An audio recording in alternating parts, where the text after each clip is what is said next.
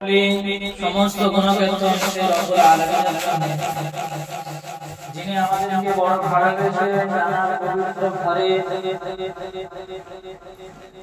আজানের পরে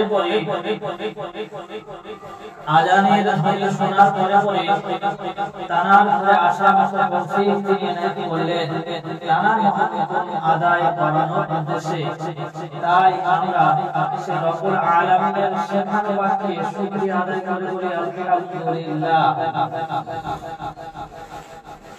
তার পরে জানাই না সৃষ্টি করলে ফুল কায়নাতকে সৃষ্টি করা হতো না। সেই মহামানবের দরবারে লাখো দুরূদ ও সালাম বর্ষিত হোক। আমরা প্রত্যেকে বলি সাল্লাল্লাহু আলাইহি ওয়াসাল্লাম। আজ পবিত্র রজব মাসের 16 তারিখ, 16ই রজব, তৃতীয় জুমা। আজকে জুমার আলোচ্য বিষয় হবে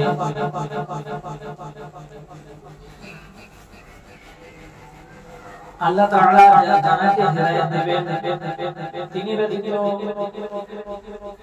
কেউ কখনো কোনোভাবে হেদায়েত পাবে না। এই বিষয়ে আলোচনা করব ইনশাআল্লাহ। মা তাওফীক ইল্লা বিল্লাহ আলাইহি তাওয়াক্কালতু ওয়া ইলাইহি উনীব। সর্বপ্রথম আমরা হুজুর পাক সাল্লাল্লাহু আলাইহি ওয়াসাল্লামের দীর্ঘ 10 বছরের খাদেম হযরত আনাস রাদিয়াল্লাহু তাআলা আনহু বর্ণিত একটি হাদিস শুনি। হযরত আনাস রাদিয়াল্লাহু তাআলা আনহু বলেন যে রাসূলুল্লাহ সাল্লাল্লাহু আলাইহি ওয়াসাল্লাম এই রজব মাস দিলে তিনি বেশি বেশি করে এই দোয়া পাঠ করতেন, আল্লাহুম্মা বারিক লানা ফি রজব ওয়া শাবান ওয়া বাল্লিগনা রমাদান। যার অর্থ হচ্ছে হে আল্লাহ আপনি আমাকে রজব ও শাবান মাসের বরকত দান করুন। রজব ও শাবান মাসে বরকত দান করুন এবং অবাল্লিগনা রমাদান, রমাদান পর্যন্ত পৌঁছে দিন। অর্থাৎ রাসূলুল্লাহ সাল্লাল্লাহু আলাইহি ওয়াসাল্লাম রজব ও শাবান মাসে বরকত চেয়েছেন এবং রমজান মাস পর্যন্ত আল্লাহ তাআলার কাছে হায়াত চেয়েছেন, হায়াতের বরকত চেয়েছেন যে রমজান মাস পর্যন্ত আল্লাহ তাআলা পৌঁছাতে পারি। এই দোয়া বিশেষ করে রাসূলুল্লাহ সাল্লাল্লাহু আলাইহি ওয়াসাল্লাম করতেন। হযরত আনাস রাদিয়াল্লাহু তাআলা আনহু রাসূলুল্লাহ সাল্লাল্লাহু আলাইহি ওয়াসাল্লামের দীর্ঘ 10 বছরের খাদেম এই কথা বলছেন। তো এই দোয়া দ্বারা বা এই ঘটনাটা দ্বারা আমরা বুঝতে পারি যে আমাদেরও এই রজব মাসে বিশেষ করে বেশি বেশি করে এই দোয়া পাঠ করা দরকার যে আল্লাহুম্মা বারিক লানা, আল্লাহ তাআলা বরকত দেন ফি রজব ওয়া শাবান, রজব মাসে ওয়া বাল্লিগনা রমাদান, রমজান মাস পর্যন্ত আপনি আমাকে হায়াত দারাজ করুন বা রমজান মাস পর্যন্ত পৌঁছে দিন। বেশি বেশি দোয়া করা আর এই মাসে বিশেষ করে বেশি বেশি করে নেক আমল করা, গুনাহ থেকে মুখ ফিরিয়ে রাখা, গুনাহ বর্জন করা, এটা হলো আমাদের অর্থ। যেহেতু রাসূলুল্লাহ সাল্লাল্লাহু আলাইহি ওয়াসাল্লামের এই দোয়া দ্বারা আমরা এটা বুঝতে পারলাম। এরপরে আল্লাহ তাআলা আমাদেরকে অনেক নিয়ামত দিয়ে দান করেছে। এই নিয়ামতের মধ্যে একটি গুরুত্বপূর্ণ জিনিস সেটা হলো ঈমান।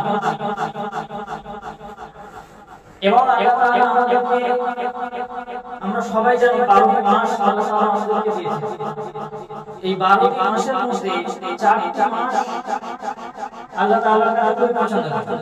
এই 4টি মাসের মধ্যে একটি মাস হলো এই রজব।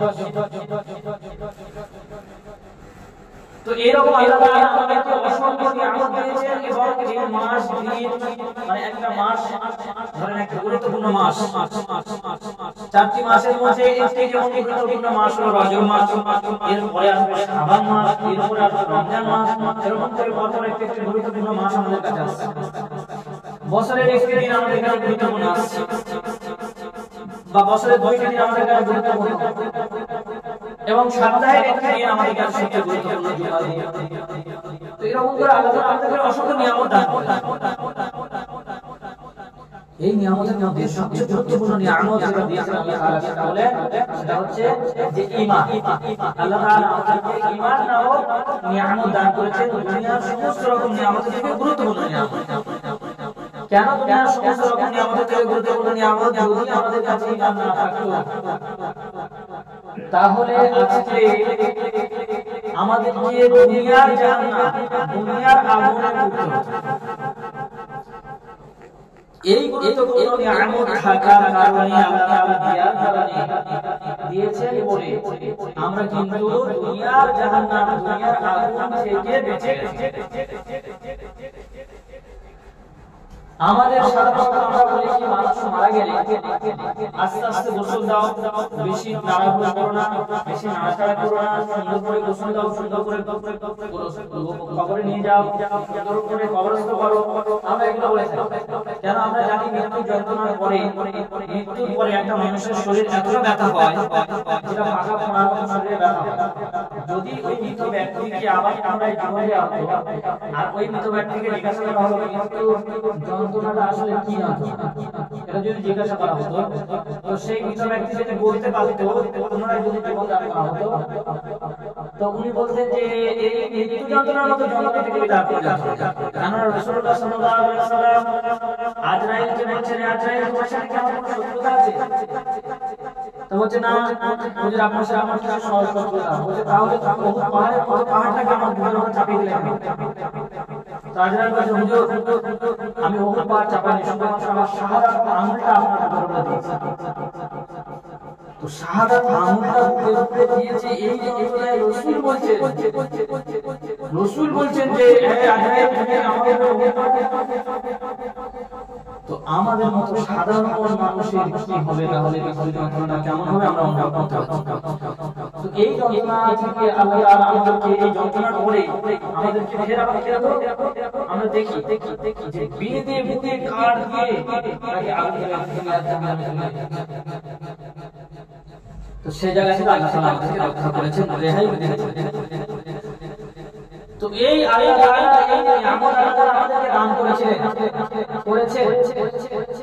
এই নিয়ামত, এই ঈমান নামক দৌলত নূহ আলাইহিস সালাম ওনার ছেলের জন্য চেয়েছেন, কিন্তু এই ঈমান নূহ আলাইহিস সালামের ছেলে পায়নি।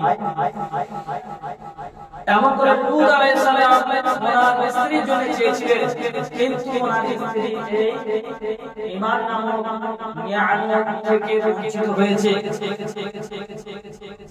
ইব্রাহিম আলাইহিস সালাম ওনার পিতার জন্য চেয়েছিলেন, কিন্তু ওনার পিতা এই ঈমান নামক দৌলত থেকে বঞ্চিত হয়েছে। এমন করে রাসূল পাক সাল্লাল্লাহু আলাইহি ওয়াসাল্লামের চাচা আবু তালিব,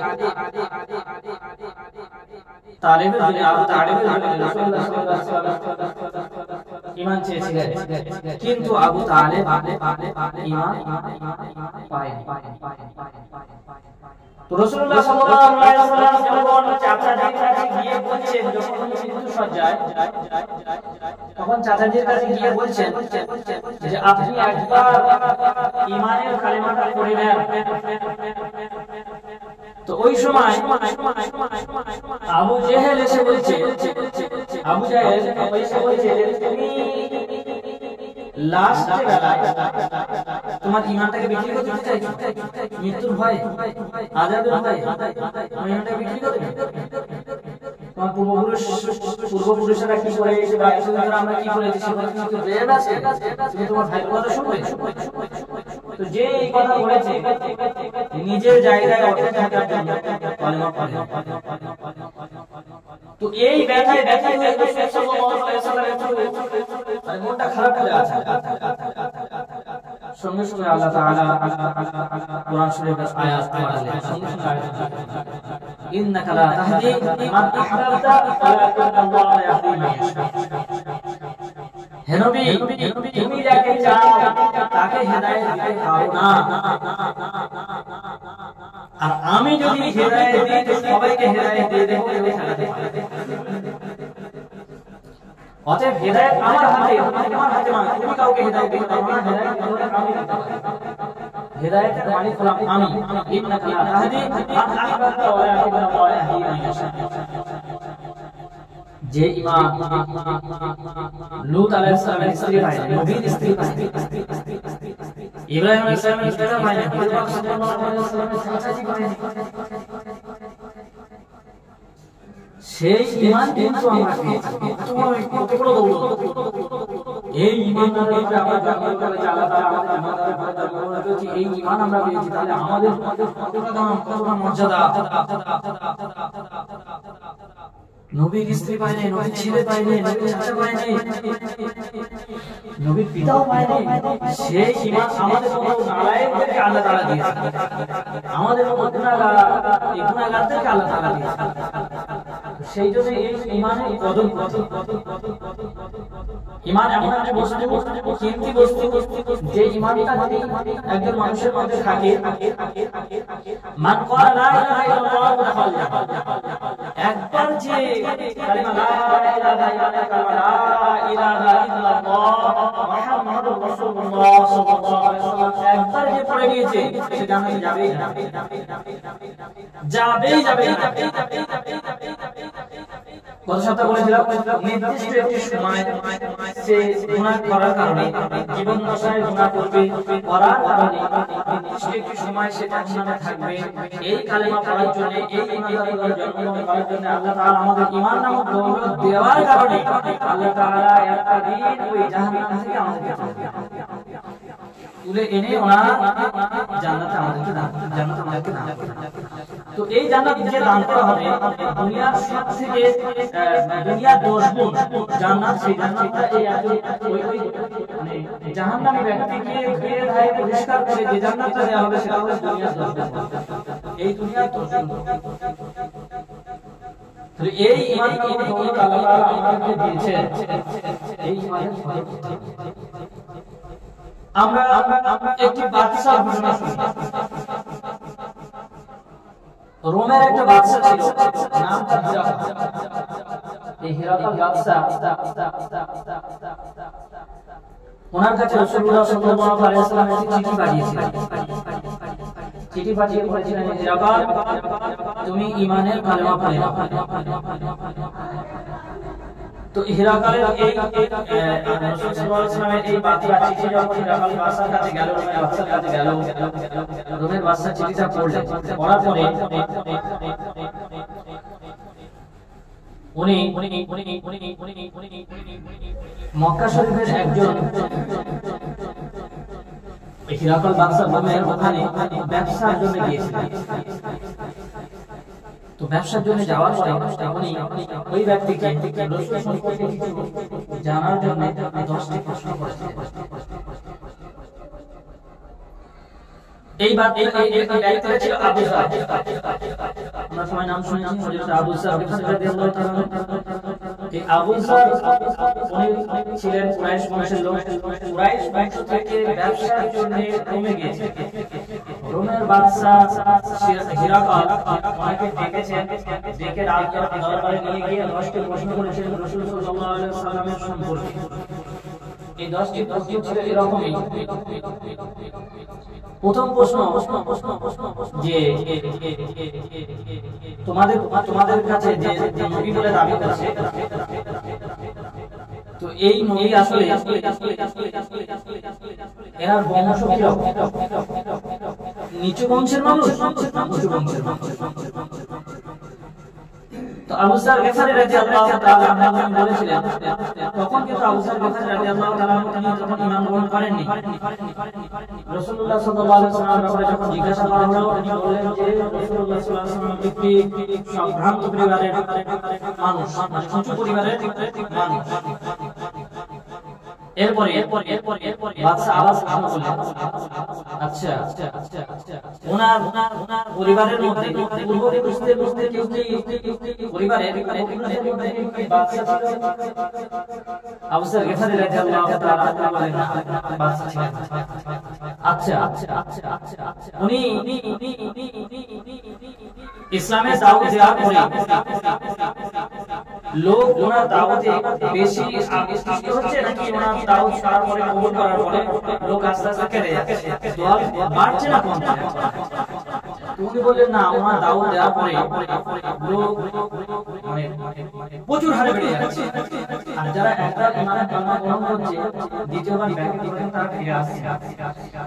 আচ্ছা ওই ব্যক্তি ঈমান নবী দাবি করার পূর্বে আবু যর গিফারি রাদিয়াল্লাহু তাআলা ওনাকে আমি মিথ্যা কথা বলতে শুনি, কোনদিন ওয়াদা ভঙ্গ করেছিল না? ওয়াদা ভঙ্গ আচ্ছা ওনার সাথে তোমাদের কোনদিন যুদ্ধ হয়েছিল? বলছে হ্যাঁ আমাদের যুদ্ধ হয়েছে। তখন উনি জিতেছেন, আবার হেরে গেছে, কখনো আমরা জিতে গেছি, কখনো উনি হেরে গেছে, কখনো উনি জিতেছেন, আমরা এরকম হেরে গেছি। তো লাস্ট সময় বলেন যে ওনার বক্তব্য কি, উনি কি বলতে চান? লাস্ট কথা এই 10জন মধ্যে লাস্ট কথা হচ্ছে ওনার বক্তব্য কি, উনি কি বলতে চান? তো তখন আবু যর গিফারি রাদিয়াল্লাহু তাআলা তিনি বললেন ওনার বক্তব্য হলো যে এক আল্লাহকে তোমরা মেনে নাও, কালেমা লা ইলাহা ইল্লাল্লাহ মুহাম্মাদুর রাসূলুল্লাহ সাল্লাল্লাহু আলাইহি ওয়াসাল্লাম সেটা তোমরা মেনে নাও, মানে এক কথায় আল্লাহ তাআলার উপরে ঈমান আনো। দ্বিতীয় কথা হলো পূর্বপুরুষদের সময় যে রীতিনীতি মানে রীতিনীতি আমরা পালন করে আসছি, শিরক বিদআত বা অন্যান্য যেসব গুনাহ কাজ করতে ওই কাজকে ত্যাগ করা,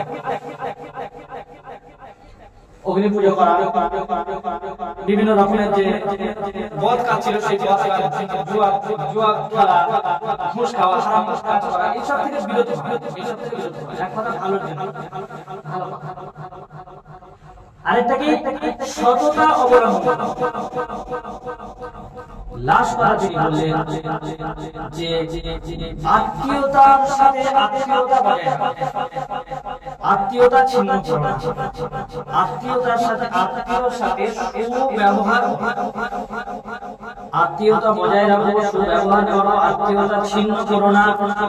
এটা ছিল এই চারটি মোটামোটা দামি এক ইমানের কালমা পড়ো, দ্বিতীয় পূর্বে যে গুনাহ কাজ করেছো সেই গুনাহগুলো ত্যাগ করো, সেগুলো যে কোনো কাজ করেছো সেগুলো মানে সরে এসো। তৃতীয় নম্বর সততা অবলম্বন করো, সত্য কথা বলো, সদা সত্য কথা বলো।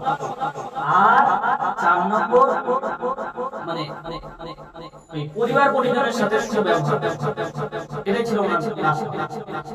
তো উনি এই কথাটা শোনার পরে বাদশা হিরাকাল বাদশা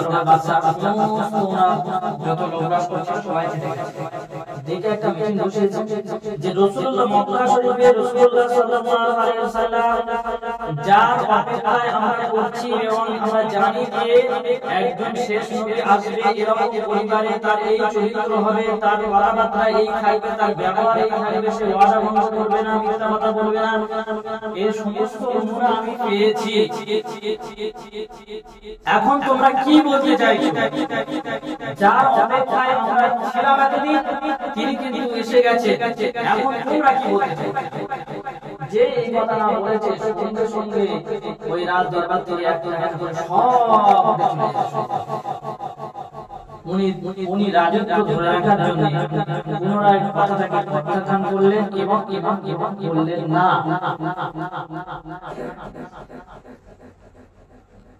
দুনিয়ার সম্পদ পাওয়ার জন্য তিনি আখিরাতের সম্পদকে ছেড়ে দিয়েছেন। তো বোঝানোর ব্যাপার এটাই আমাদের আজকের টপিক ছিল এই বিষয় যে আল্লাহ তাআলা জানাকে হেদায়েত দান করবেন, তিনি ব্যতীত অন্য কেউ হেদায়েত পাবেন না কোনোভাবে। কেননা আমরা পূর্বে শুনলাম যে নবী ইব্রাহিম আলাইহিস সালামের পিতা তিনি হেদায়েত পাননি, লূত আলাইহিস সালামের স্ত্রী তিনি হেদায়েত পাননি, এমন করে রাসূলুল্লাহ সাল্লাল্লাহু আলাইহি ওয়াসাল্লামের চাচাজি তিনি হেদায়েত পাননি, নূহ আলাইহিস সালামের সন্তান নিজের সন্তান হেদায়েত পাননি। তো রাসূলুল্লাহ সাল্লাল্লাহু আলাইহি ওয়াসাল্লাম যখন চাচাজির কাছে ঈমানের দাওয়াত দিলেন, মৃত্যুশয্যায় ছিল, উনি ঈমানের দাওয়াত কবুল না করাতে রাসূলুল্লাহ সাল্লাল্লাহু আলাইহি ওয়াসাল্লামের মন খারাপ হলেন। এই মন খারাপের জন্য আল্লাহ তাআলা সঙ্গে সঙ্গে কি করলেন, কোরআনের আয়াত নাযিল করলেন, ইন্নাকা লা তাহদি মান আহবাবতা ওয়ালাকিন্নাল্লাহু ইয়াহদি মান ইয়াশা, যে আপনি হে রাসূল তুমি যাকে হিদায়াত দাও সেটা তাকে তুমি হিদায়াত দিতে পারো না, আমি যাকে পারি আমি যাকে ইচ্ছা তাকে হিদায়াত দিতে পারি। আজকে বলার উদ্দেশ্য হলো আল্লাহ তাআলা এই হিরাকাল বাদশা সে সঠিক জানতো যে এটাই হলো শেষ নবী, এবং আবু জাহেল সেও সঠিক জানতো যে এটাই হলো আখেরি নবী। আর আবু জাহেল এমন রাসূলকে ভালোবাসতেন, সবাই হাদিস শুনেছি যে রাসূলুল্লাহ সাল্লাল্লাহু আলাইহি ওয়াসাল্লাম আবু জাহেল জীবদ্দশায় রাসূলুল্লাহ সাল্লাল্লাহু আলাইহি ওয়াসাল্লামের উপরে আক্রমণ করতে গেলে 17টা ভাই। তো এই মানুষ এতটা ভালোবাসতেন, বলা হয়েছে যে রাসূলুল্লাহ সাল্লাল্লাহু আলাইহি ওয়াসাল্লামকে উনি ওনার কাছে রাখতেন এবং ওনার নিজের একটা বাচ্চা ছিল। আবু জাহেলের অত ভালোবাসতেন না, রাসূলকে যতটা ভালোবাসতেন। তো এই ভালোবেসে কিন্তু কি হলো, ঈমানের ফলও তার নসিব হয়নি। এই হিরাকাল বাদশা ঠিক সেরকমই সব কিছু জেনে জেনে এবং বাকি সমস্ত রাজদরবারে দাওয়াতটাও পৌঁছালেন। রাসূলুল্লাহ সাল্লাল্লাহু আলাইহি ওয়াসাল্লাম পক্ষ থেকে আমাদের দাওয়াত এসেছে, তোমরা কি কবুল করবে? কেউ কবুল করে না, সব উঠে চলে যাচ্ছে। মানে হিরাকাল বাদশা মনে করছে যে তাহলে আমার মনে হয় এখানে সব বাদশাই ঘটে যাবে, দুনিয়ার বাদশাই বাবার জন্য আখিরাতের যে জিন্দেগি সেটা জেগে কথা ভুলে গিয়ে ঈমান থেকে খারিজ হয়ে গেল। তো আল্লাহ তাআলা সেই ঈমান সেই ঈমান আল্লাহ তাআলা তাহলে আমাদের মর্যাদা কত, নবীরা পর্যন্ত এই ঈমান মানে এই আখেরি নবীর উম্মত হওয়ার জন্য এবং এই নবীজির এই কালেমা পড়ার জন্য তারা আল্লাহ তাআলার কাছে দোয়া করেছেন যে ওই নবী উম্মত করে দেন। নবীরা পর্যন্ত যে আমার ওই নবী উম্মত করে দেন, এই নবীর উম্মতদের কত মর্যাদা, এই যে ঈমান কি আল্লাহ তাআলা আমাদের কাছে দিয়েছেন এর কত মর্যাদা, এই মর্যাদার হানি যেন না হয় ঈমানের উপরে। এবং এবার দেখেন ঈমান নামক দৌলতটা আমরা পেয়ে গেছি, যেহেতু সময় আমরা সব জায়গায় শুনি যে ঈমান নামক দৌলতটা যে আমরা পেয়ে গেছি, এর উপরে এই মেহনত মুজাহিদা না করা হয় একটা সময় এটা শেষ হয়ে যাবে।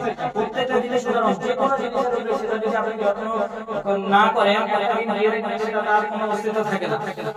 অনুরূপ ভাবে আপনি 15 বছর বয়স থেকে ঈমান কি বুঝলেন, আপনার উপরে ফরজ হলো নামাজ, এরপরে যদি আপনি ঈমান অনুযায়ী না চলেছেন, রাসূলুল্লাহ সাল্লাল্লাহু আলাইহি ওয়াসাল্লাম অনুযায়ী না চলেছেন, আল্লাহ তাআলার হুকুম অনুযায়ী না চলেছেন, ঈমান থেকে আপনি আস্তে আস্তে খারিজ হয়ে থাকবেন। একটা পর্যায়ে গেলে ঈমানের ছিটফোঁটা হলে আমাদের অন্তরে আপনারা থাকবে না। ওই জন্য রাসূলুল্লাহ সাল্লাল্লাহু আলাইহি ওয়াসাল্লাম বলেছেন যে এমন একটা দিন আসবে, সেই দিনে প্রচুর পাতায় পানি দিয়ে যখন কলমা করে ঠিক ওইরকম আমার উম্মতের কিছু মানুষ হবে যাদের ঈমানটা প্রচুর পাতায় পানি দিয়ে কোন মুহূর্তে কোন দিকে হেলে পড়ে যায়, ঠিক ওইরকম ঈমান। কোনো ঈমানের কোনো শক্তি থাকবে না। প্রচুর পাতা করে পানি দেখে থাকতো আপনারা, একদম যেদিকে হেলে যাবে সেদিকে যাবে। এইরকম ঈমানের শক্তি আসবে, ঈমান করে মানুষের মধ্যে বাকি থাকবে, ওই রকম বাকি থাকবে, ঈমানের ছিটাফোঁটা একটুখানি থাকবে এরকম। তো সেই জন্য আল্লাহ তাআলা আমাদেরকে এই ঈমানের দৌলত দান করেছেন। ঈমানটাকে বানাতে হলে মুজাহিদা প্রয়োজন। এই মুজাহিদা আমরা করব ইনশাআল্লাহ। আল্লাহ তাআলা আমাদেরকে শোনা এবং বলার থেকে বেশি বেশি করে আমল করার তৌফিক এনায়েত করে দেন। ওয়া আখিরু দাওয়ানা আলহামদুলিল্লাহ।